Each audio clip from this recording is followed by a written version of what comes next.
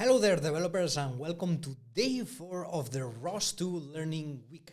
Today we are going to be talking about ROS2 topics, how to communicate with them, how to publish, read from them, etc. So, let's go for it.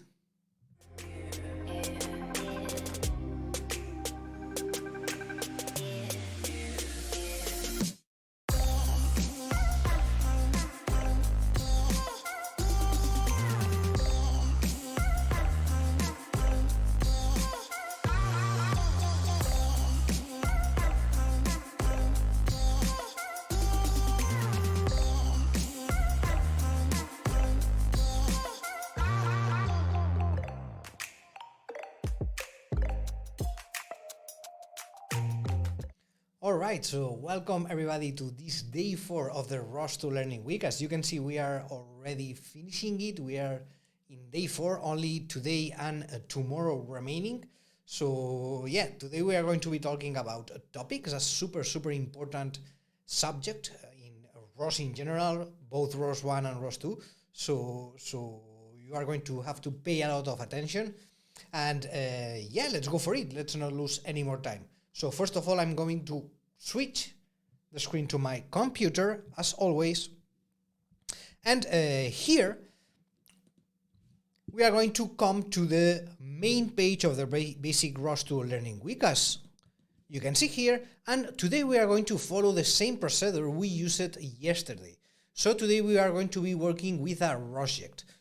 Then what you have to do, super simple, is just to scroll down this page and search for the conference documentation, okay? Here you are going to find two different projects. This one is the one that we used yesterday, day 3. So we have to go for the day 4 project, the one which says ROS2 topics, the first one in the list, okay? Then all you have to do is to click on the fork and open project. This is going to automatically copy this project to your page, to your account, and it's going to automatically open it also, as you can see. All right. It might take some minutes to load the whole environment, so just be a little bit patient.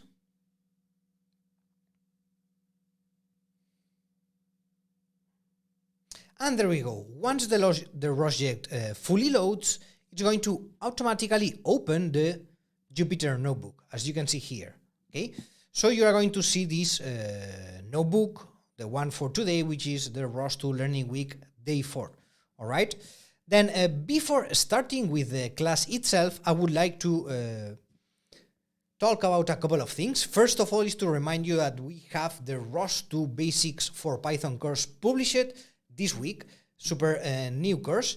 So you have the links here in case you want to have a look, where basically you are going to find all the information about the course, what you are going to be learning with this course, the different parts, etc. For instance, you can see here the ROS2 Basic Concepts section, which is the section that we covered yesterday, and today we are going to be talking about ROS2 topics. Of course, here you are going to find much more information in this course, extra uniques like ROS2 services, ROS2 actions, debugging tools, etc. So yeah, just have a look, and in case you are interested in learning more about ROS2 after this week finishes, this is the perfect course for you.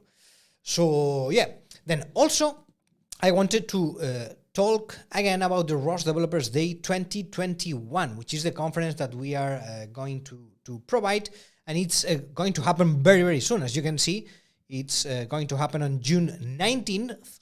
So we are almost there, and it's going to be a super interesting conference. I really recommend that you assist. Here you are going to find all the information related to the conference. You are going to be able to register. Also, you can see a recap of last year's conference, and you are going to find basically everything you need to know with all the different speakers that we are going to have this year. Super interesting and awesome speakers. Also a full agenda with each speech, what is going to be about, etc.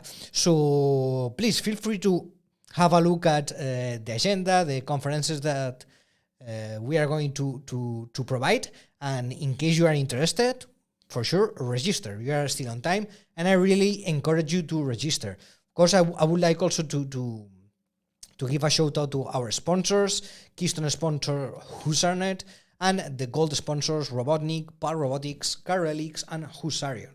So yeah, have a look, and I can tell you that it's going to be amazing. We are preparing a super nice conference.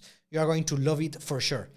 So yeah, at this point, with all the introductions being made, let's go for it. We are going to start today again by launching the simulation. It's going to be the same procedure as yesterday. So first of all, we are going to open a new shell by clicking here on the shell icon, and we are going to run the commands that you can find here in the notebook. I'm going to directly copy and paste them here to the shell. There we go, first one. They are the same commands that we used yesterday, so nothing new here. Let me paste this one, and finally the script. So these commands basically are going to launch the Gazebo server, okay, launch the simulation. However, remember that you need to do one extra step in order to visualize this simulation. In order to do so, you need to click on this cube-like icon here, which is going to open the Gazebo client here in a new window. And here is where you are going to be able to visualize the simulation, okay? Let me set it up here in a way which we can see the wall scene better. There we go. Okay, so yeah, basically at this point we are all set up to start with the class. So we have the Gazebo simulation launched here, we have the Jupyter Notebook opened and ready to start with section 2.1.